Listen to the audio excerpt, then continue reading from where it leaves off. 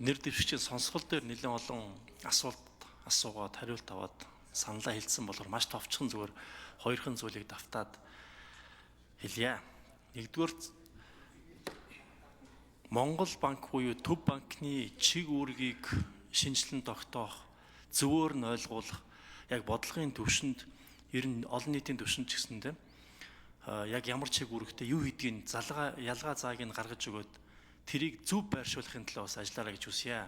Яагаад гэвэл сүүлийн үед хараад байхад бол зүгээр дээр үеийн улсын банк юм шиг аж ахуйн чанартай, зээлийн чанартай бүх юмыг зохицуулдаг юм шиг, зээл олгодог юм шиг хандлагаар бүгдээр хандж байгаа нь энэ Төв банкны чиг үүргийг хэрэгжүүлэхэд саадуулж байгаа зүйл гэж би бодож байна.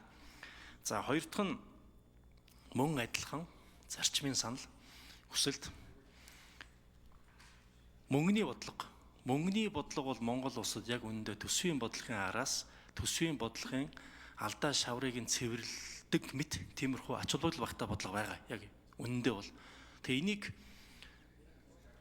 арай ач холбогдлыг өндөрсгөх талаар, төсвийн бодлоготой уялдуулах талаар, бас магадгүй төсвийн зарим шаардлагатай нийцүүлж суур нөхцөл болгох талаар ажиллахгүй бол мөнгөний бодлогын үр дүн бол маш бага байгаа.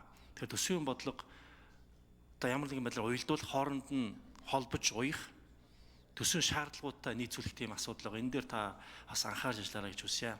Тэгээд Монгол банкны ерөнхийлөгчөөр дэвшиж байгаа наран цогтны дэвшид амжилт хүсье. Баярлалаа. За түрүү нэр өгөөдсөн Нацаг Доржийн Батсүмбүрэл гişүү.